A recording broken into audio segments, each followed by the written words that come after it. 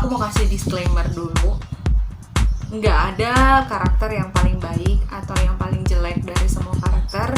Menurut aku 4 karakter ini adalah karakter yang bagus dan saling melengkapi. Jadi kalau 4 orang ini tuh digabungin jadi satu grup, itu bakal bagus banget. Karena ada yang mimpin, ada yang kreatifnya, ada si penengah, si pembawa damai, dan ada yang teliti gitu loh. Jadi nggak ada yang buruk, nggak ada yang bagus juga. Ya itulah kepribadian, itu yang perlu kita pelajarin dari orang-orang. Jadi supaya komunikasinya juga lebih lancar gitu. Oke, balik lagi ke video karakter kedua masih dari buku Personality Plus karya Florence Littauer. Sumpah susah banget tuh. Florence Littauer. Dan kemarin di video selanjutnya aku udah bahas yang si sanguinis. Kali ini aku mau bahas si melankolis atau yang sering disebut dengan si sempurna. Oke, si melankolis atau si sempurna ini ya udah kelihatan kan dari namanya adalah perfeksionis. Jadi dia mau semuanya tuh sempurna, tanpa cacat, tanpa kesalahan gitu. Nah, jadi selain dia pengen semuanya sempurna, dia juga adalah orang yang tekun, serius, dan kalau secara penampilan dia tuh nggak banyak neko-neko. Tapi kalau si melankolis ini tuh secara penampilan tuh enak aja dipandang mata gitu. Jadi kayak ngelihat dia tuh pakai kaos misal, atau kalau cowok nih misalnya, jadi ngelihat dia pakai kaos terus pakai celana jeans aja, tapi kayak enak banget dipandang mata gitu kalau melankolis gitu.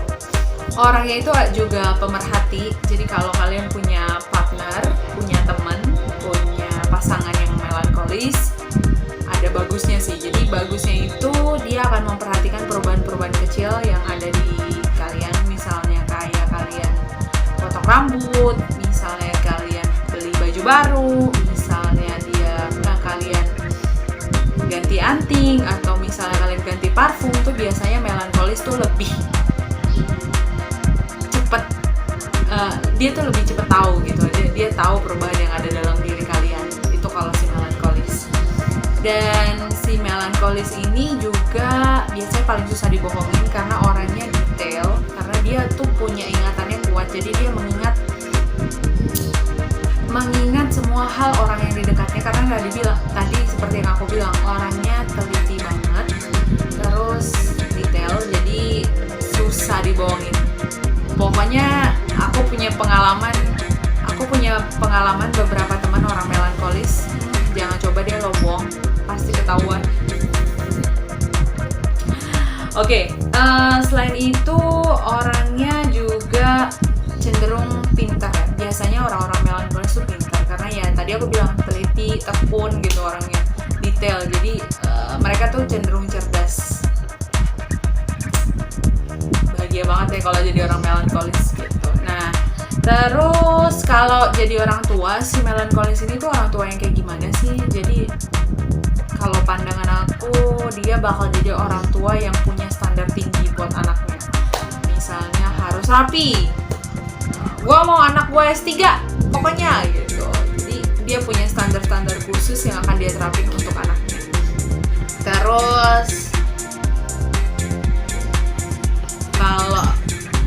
Terus si melankolis juga akan membuat rumah itu selalu rapi, bersih, tanpa debu, dan semua barang itu ada tempatnya. Pasti dia bikin kayak gitu kalau si melankolis ya.